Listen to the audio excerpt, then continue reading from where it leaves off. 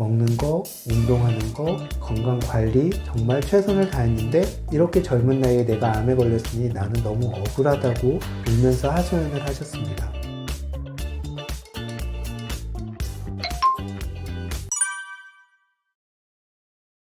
제가 환자분들을 진료하면서 환자분들에게 개개인의 건강 상태라든가 어떤 질병 상황에 따라서 여러 가지 잔소리를 하는 편입니다. 그래서 한참을 하다 보면 이제 어르신들 같은 경우는 가끔 역정을 낼 때도 있어요. 하지만 저는 환자분들이 조금 살아가는 방식이 바뀌는 것이 어떻게 보면은 좋은 건강을 유지하는데, 그리고 저와 함께 병을 치료해 나가는데 가장 중요하다고 생각해서 늘 잔소리를 합니다. 이 잔소리 중에서도 제가 중요하게 생각하는 잔소리가 몇 가지 있어요. 이것을 구독자분들에게도 말씀드리겠습니다. 첫 번째는 환자처럼 살지 말라는, 병든 사람처럼 살지 말자는 이야기입니다. 요즘에는 건강에 관한 정보들이 너무나 많습니다. TV를 켜거나 유튜브 채널을 봐도 건강을 다루는 내용들이 정말 많죠. 서점에 가면 책도 많습니다. 하지만 건강에 관한 정보들을 많이 접한 분일수록 점점 불안해지는 것들을 제가 발견했습니다.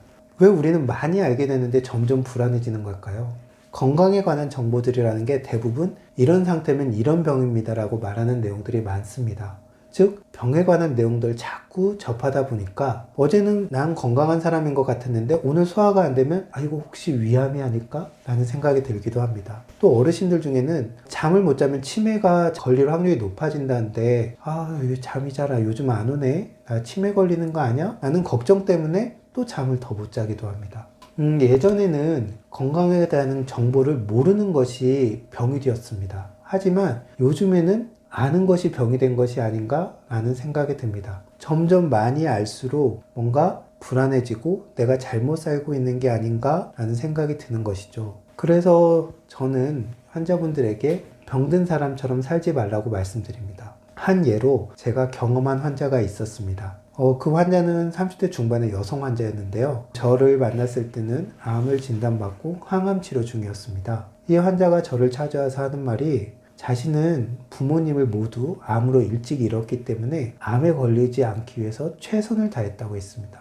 먹는 거, 운동하는 거, 건강 관리 정말 최선을 다했는데 이렇게 젊은 나이에 내가 암에 걸렸으니 나는 너무 억울하다고 울면서 하소연을 하셨습니다. 환자분을 치료하면서 제가 들었던 생각은, 이 환자분은 어떤 생활 습관에서는 최선을 다했지만 본인의 생각과 마음은 늘 암을 의식하고 불안한 속에서 살지 않았나 라는 생각이 들었습니다. 몸을 건강을 위해서는 최선을 다했지만 마음과 생각은 이미 암 속에 들어가 있던 것이죠. 그러다 보니 우리 몸은 암에 걸릴 확률이 높아졌을 겁니다. 바로 스트레스 때문이죠. 많은 사람들이 우리 말에 누구를 임신해서 누구를 닮지 말라고 태교를 하면 그 사람을 똑 닮은 사람이 나온다고 말합니다. 우리 몸에는 긍정적 생각이든 부정적 생각이든 강한 생각에 끌리게 되어 있습니다. 그리고 그 강한 이미지는 내 몸을 실질적으로 변화시킵니다. 따라서 건강에 대한 정보를 얻더라도 그것을 너무 부정적으로 받아들이지 말고 마치 내가 내일 환자가 될 사람처럼 살지 않으셨으면 좋겠습니다. 두 번째로 드리고 싶은 말씀은,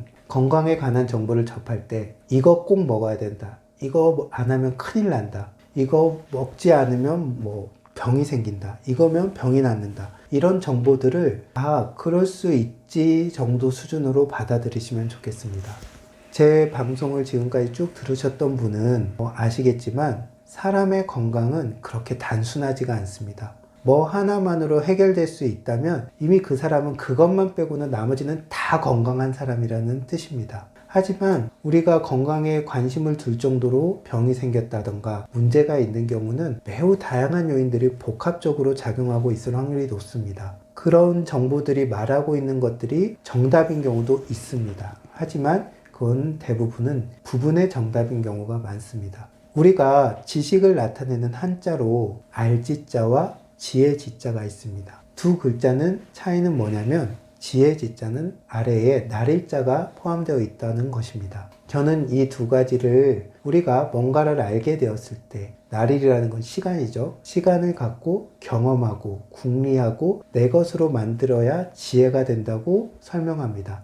그리고 지식은 지혜가 되었을 때 실제로 나에게 유용할 수 있습니다. 많은 분들이 많은 건강에 대한 지식을 쌓으면 쌓을수록 점점 뭘 못하는 부자연스러운 상황에 처하는 경우들이 많습니다. 그러니까 이걸 하면은 안 되고 이것도 하면 안 되고 이것도 먹으면 안 되고 이것은 꼭 먹어야 되고 막 이런 것이 뒤섞여서 살다 보면 나는 점점점 운신의 폭이 좁아지고 자유를 잃게 됩니다. 우리가 건강하게 사는 것은 중요합니다. 하지만 우리는 건강을 위해서 살지는 않습니다. 따라서 어떤 정보를 접하든 그것을 나에 맞는 상황으로 접목시켜서 내 것으로 만들어서 유용하게 이용할 수 있어야 실질적으로 내 건강에 도움이 됩니다. 세 번째로는 조금 의아하실 수도 있는데 저는 사는 동안 가능한 명의를 만나지 말라고 말씀드립니다. 명의란 어떤 분들인가요? 어려운 질병이나 질환을 많이 고치거나 잘 고치는 분들을 의미합니다. 이런 명의분들을 병이 걸렸을 때 만나는 건 행운이지만 가능하면 이런 병에 걸리지 않아서 이 명의분들을 안 만나는 게 좋습니다. 세상에 어떤 뛰어난 치료나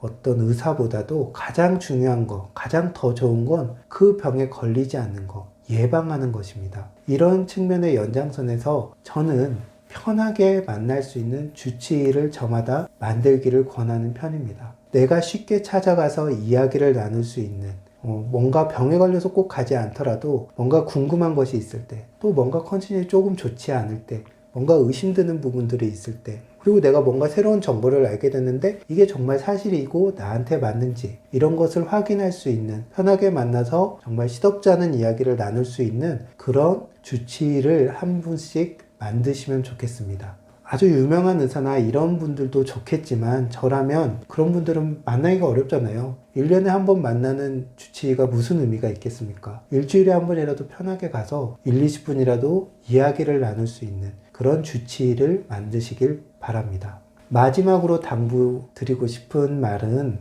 나만의, 나를 위한 루틴을 만들으라는 것입니다. 루틴이라는 게 뭐죠? 일정한 습관처럼 일정한 행위나 뭔가를 꾸준히 그냥 무심하게 지속하는 것을 루틴이라고 합니다. 말하자면 아침에 일어나서 물 한 잔 마시고 맨센체조 10분 합니다. 이런 것도 아주 건강한 루틴이 될 수 있습니다. 저는 이 루틴이 내 건강을 지키는 어떤 최후의 보루, 내가 믿는 구석이 될 수 있다고 생각합니다. 우리는 뭔가 특별한 것을 해야, 뭔가 특별한 것을 하는 것이 아니면 뭔가 특별한 것을 먹는 것이 내 건강을 지키는데 중요한 방법이라고 생각합니다. 하지만 저는 그렇게 생각하지 않습니다. 특별한 것은 이벤트 같습니다. 1년 내내 이벤트를 하면서 살 수는 없잖아요. 이벤트가 끝나면 일상으로 돌아와야 됩니다. 그럼 일상은 누가 지켜주나요? 저는 건강한 나만의 루틴이 내 일상을 지켜줄 수 있다고 봅니다. 저는 환자분들에게 루팅, 뿌리를 내리는 일이라고 설명합니다. 거센 비바람에도 나무가 쓰러지지 않는 것은 줄기가 두꺼워서가 아닙니다. 그 뿌리가 깊고 튼튼하기 때문입니다.